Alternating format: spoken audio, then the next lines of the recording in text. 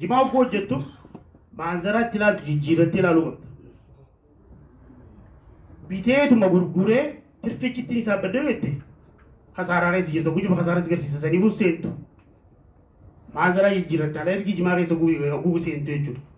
Maanzaraan kun jijjiirattu maali? Doolaaraan fidu sun maalitti godhaan? Doolaara san duuba laaltaa jechuudha. Gatiin doolaara tokkichaa naa dhufuu san jimaadhaan sababa jimaatiin meeqa tirfii qabaa kajoo san achi keessatti ilaaluudhaan dalagama jechuudha. Qixa saniin dalagameeti jimaan kasaaraan illee guqabu waggoonni daleeduuf saniif jechuudha.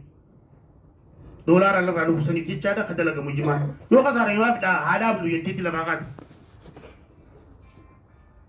Arratti silaa jimaa keessa jiraachuu baanne miliyoona 200 namni liqii iluuf kan nu hin jiru baankiirra. Arratti silaa jimaa keessa jiraachuu baanne impoorti godhuu hin dandeenyu yaadullee hin dandeenyu balayyeen kiyya.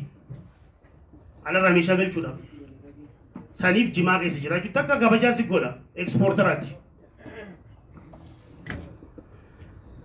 Lamata baay'ee faayidaa biyyaaf fidde jechuudha. Kabajaa qabda mangutummaa birattis bakka hundattuu jechuudha. Saniifuu kasaaraa fudhannee hojjechaa jiru jimaa keessatti kanaati.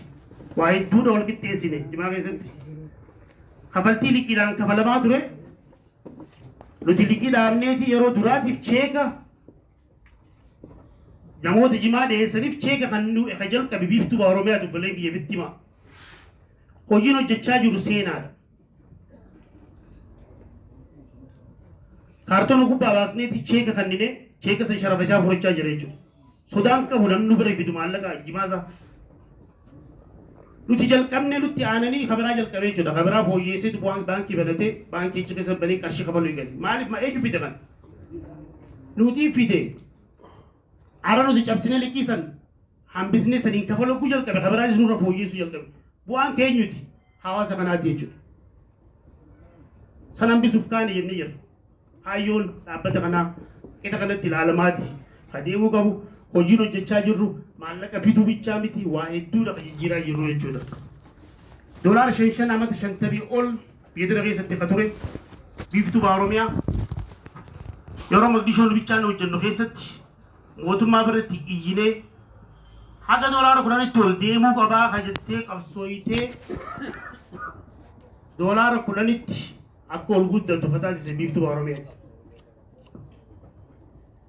Liqiin baankiidhaa yeroo dhaabbate keessatti bunaa fi saliixa qofaaf yeroo kan namu keessatti biiftuu Oromiyaa yeroo duraatiif jimaa beeraayi baankii keessa seennee jimaafoo maaliif hafaa kunis doolaara fidaa jennee dubbachuudhaan guyyaa nuti galgala guyyaa seenne guyyaa lama booda TV'tti jimaafis akka eeyyamamee dubbatame jechuudha. Kana cufa hojii biiftuu Oromiyaa hojjechaa jiru ta'uusaa beekuu qabdan maqaan ijaaraa jiru maqaa guddaadha.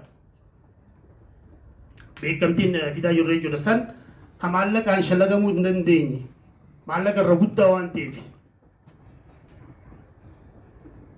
simintoo wajjin qabatee kana fakkaata. Simintoon akkasuma wajjin ol miliyoona 9 fi 462 tirfiidha agarsiisa.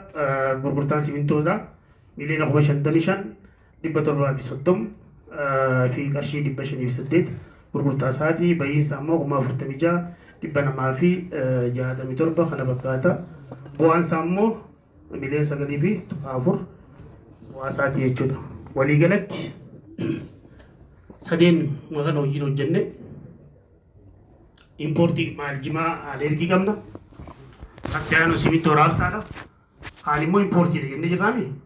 Kana walitti deebisnee oggulaan gurgurtaan timshaashni jimaa simintoodha sibiilaa walitti oggolitti hidhaanee qarshii miliyoona 682 753 qarshii 885 jechuudha.